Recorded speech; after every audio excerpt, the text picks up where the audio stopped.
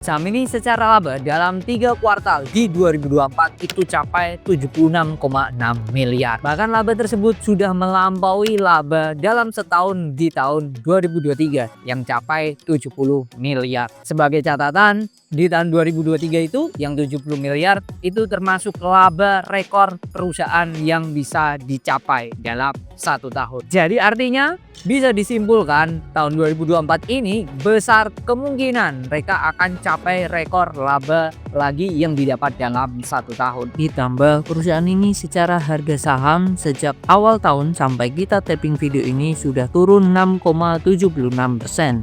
Apa perusahaannya?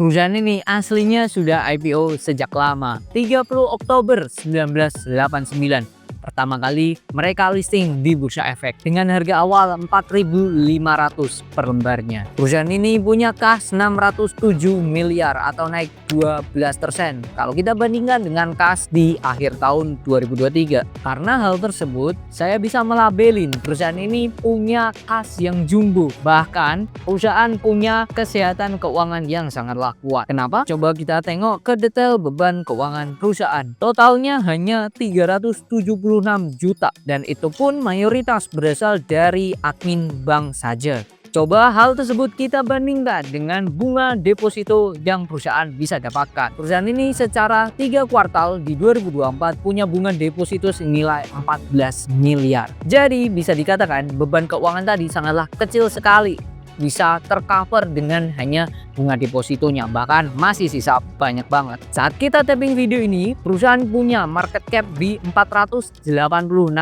miliar. Dari hal-hal tadi, ada 2 hal penting yang bisa kita simpulkan. Yang pertama, perusahaan tidak punya hutang. Yang kedua, kas mereka itu lebih besar bahkan dibandingkan dengan market cap-nya. Simpelnya, dengan kas tersebut, jikalau perusahaan pengen melakukan buyback, itu sangatlah bisa banget. Kita move ke pendapatan perusahaan. Secara pendapatan, perusahaan ini dibagi ke dalam 5 segmen usaha. Segmentasi tiket naik 16% dibandingkan dengan tahun lalu. Lalu segmentasi usaha tour itu naik 12%. Segmentasi usaha hotel itu naik 22%. Dan lain-lain itu juga naik 140%.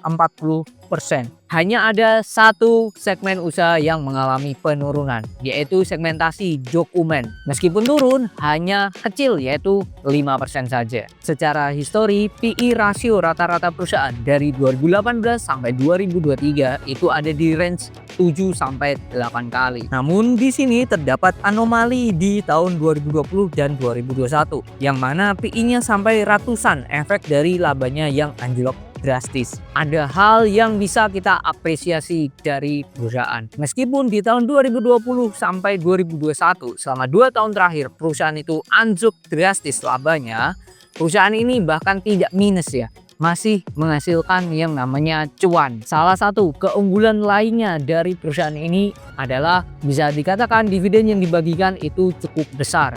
Yang terakhir, dividen yieldnya itu setara dengan 5%. Namun, salah satu hal yang kurang oke dari perusahaan ini adalah kepemilikan masyarakat yang menurut saya pribadi itu terlalu besar. Kepemilikan masyarakat itu ada di 45%. Bahkan sang pengendali yaitu PT Graha Sentosa Persada itu kepemilikannya hanya 28%. Jadi, kepemilikan total masyarakat itu lebih besar dibandingkan dengan pengendali. Nah, ini menurut saya pribadi ini kurang oke untuk suatu perusahaan. Apa perusahaannya? PT Bayu Buana Tbk atau kode saham Bayu. Selain kepemilikan pengendali yang relatif kecil dibandingkan masyarakat, ada hal lain lagi yang menurut saya kurang oke dari perusahaan. Perusahaan ini bisa dikategorikan masuk ke dalam jajaran perusahaan small cap. Bagaimana secara teknikalnya saham Bayu? Mari kita bahas. Bayu ditutup pada hari Kamis 19 Desember 2024 di harga 1.335, di mana hari Kamis Bayu ini turun 3,26%. Kalau kita lihat di sini resistennya beberapa kali tidak bisa tembus di 1385 ya. Tertahan di situ. Lalu supportnya ini sudah sempat terjebol ya di hari Kamis ini. 1 tick di bawahnya ditutup 1340. Nah, kalau hari Jumat dia lanjut turun ya dia akan menuju ke support selanjutnya yaitu di 1300. Itu untuk Bayu.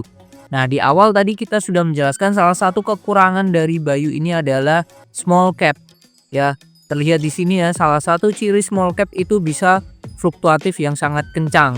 Nah, ini terlihat di sini dalam teknikal itu muncul shadow panjang, entah itu atas atau bawah. Nah, ini menunjukkan memang dia saham yang small cap.